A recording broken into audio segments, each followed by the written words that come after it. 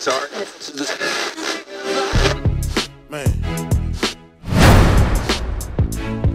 Motherfucker just following the nigga around, dude.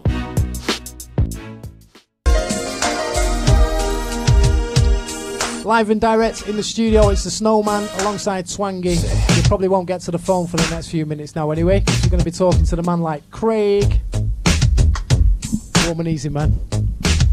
Is your mic working there, Craig? Just check that out for me. Check. 1 2 1 2. What's going on, Snowman? He has made it, man. He has made it. Let me get my mic out of its holster. Big up to Digo as well, all the London crew tonight. Definitely, man. Definitely. It was a long bloody drive up here, man. Is it horrible? It was horrible, but we're here now, man. It's all good. It's M1, all good. M6. M59 or something. Oh, M56. McDonald's, can't forget McDonald's. Yeah, McDonald's, big up to McDonald's. You know what, I got a question about McDonald's coming up for you in a bit as well. It's like you preempted it. So, it's almost like you preempted that, people. I'm sure you can see my list. Not so much a list of questions, but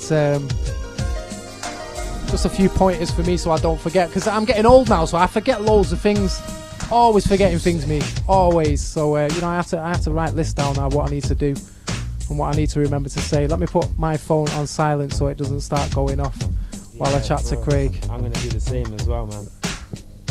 Are you on the people locked in, man? Are you on silent now?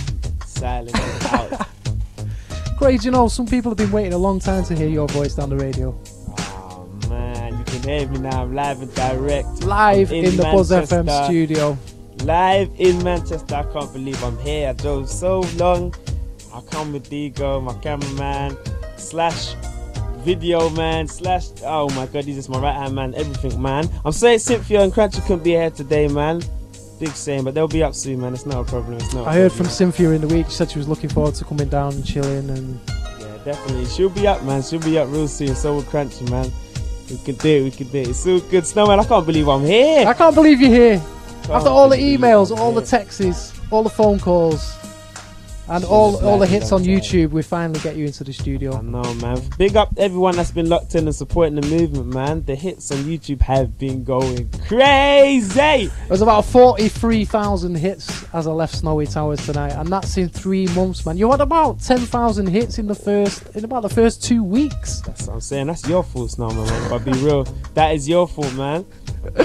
Nah, don't go there, Craig, man. It's all your And little doing. Miss Ganja. Yeah. That's right. Keeps hitting up the website, man. No, but loads of people. 43,000. Seriously, did you expect 43,000 hits on your track? Not at all, man. I mean, especially when it's not even a video. It's what? 3 pictures, 3 still That's pictures. Right. Yeah.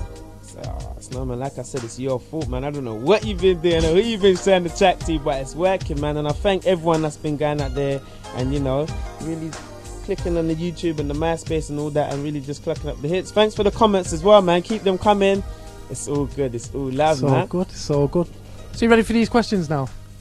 Let me take a little deep breath, man. I won't get too intrusive. It's not a job interview or nothing like that. We're nice down here at Buzz, trust me. Yeah, it's all good. We'll ease you into it gently. I think basically the people, the majority of the calls and the texts we got the other week, people trying to find out information about you, and I said, you know what, I'm limited to the information I know about Craig. I'll have to let you tell him himself. Right, he's 21 years old, is that correct, Craig? 21, yeah. 21. I was 21 in October. Just turned 21.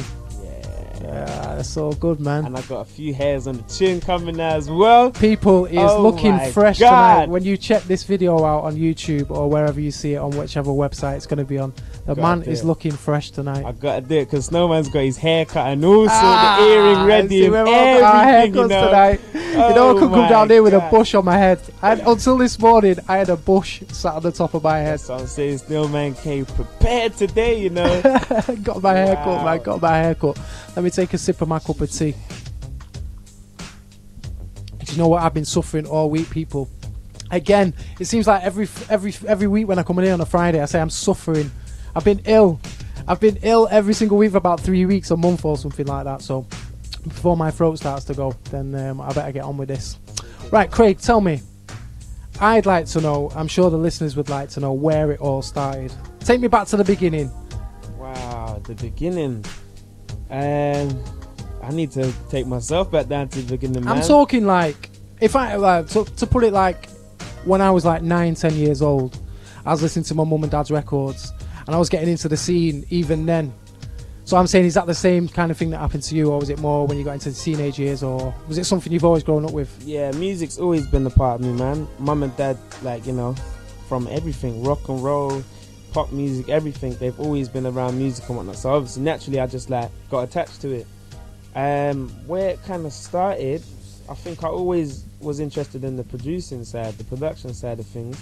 I didn't really see myself like being an artist or anything. That was kind of just an accident. One time I was at one of my friend's house. You know, I got a shout out Tacey, man. I was at Tacey's house, and back then they used to record with the little headset microphones. Yeah. So they just happened. I think they were writing to one DMX song or something. You know, the DMX and Cisco tune. Okay.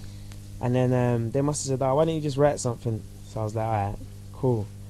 And then I recorded. I didn't like it, but then it's like an addiction, man. You know, like how everyone's smoking weed and whatnot in there. I just got into it, got high and just got flowing. That's what I mean, and it just all came from there, man. So what age were you then? Wow, what was that? Maybe about 14, something like that. I think about 14, man.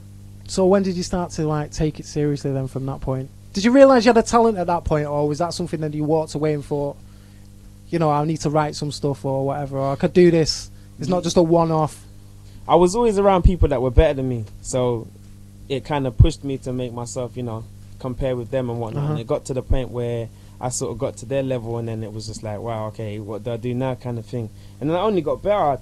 When I started taking it seriously, it must have been, wow. Some people might not remember the song, but I remember I recorded one song called The Kidnap Song. Okay, okay. And that was produced by myself, actually. And then where, in your bedroom? In the bedroom. So yeah. A true bedroom DJ, producer, artist. Definitely. And then I sent it around on the MSN, and it just kind of went from there, man. I mean, some people still probably have it on their MSNs and whatnot, man. I'm sure Sniper has it. Shout out to Sniper as well, man. Yeah, we got to Sniper, everyone out there in Old Trafford tonight. It's all good, man. So what about school? Did they support you at school then? Was that something like when you came to leave school, did you approach like, because we've all been through it, careers officer comes along, right, Craig, what do you want to do for a living when you leave school? Were they supportive? Did you say you wanted to do this for a living, or were you just more than happy to just take any job for the time being? Do you know, man, if I be honest with you, I've never been much of a talker. Like, I kind of just sort of let my music do the thing for me. Like, and that's probably a bad thing, actually. That's probably one of my weak points. I don't really talk enough about what I'm doing. Like, I bet the people at work that even know I do music, do you know what I mean? Really? Until they might go onto YouTube and then type in Craig or something and accidentally find it. I don't really talk. I don't know why. Yeah. But I really do kind of need to do that, man.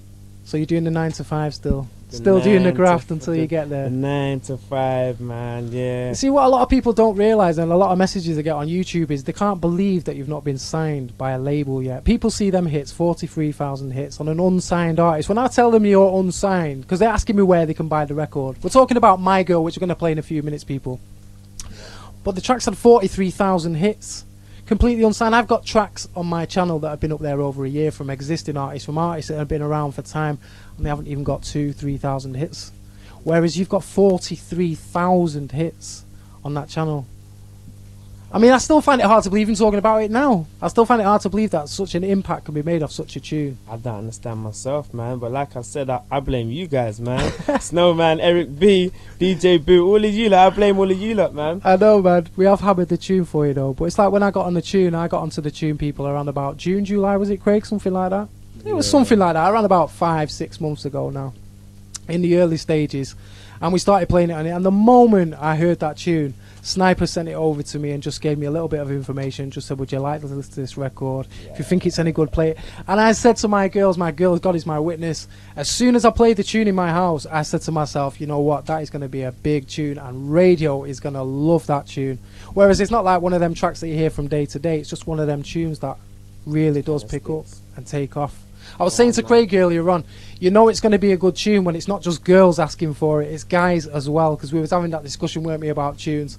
Some guys like a tune but won't admit to liking that tune, but when guys are asking for your tune, then I think that says something. That's interesting, man. I mean, I would have never thought it, but hey, man, it's true. You learn something new every day. It's true. That's the way I see it anyway. That's just my opinion.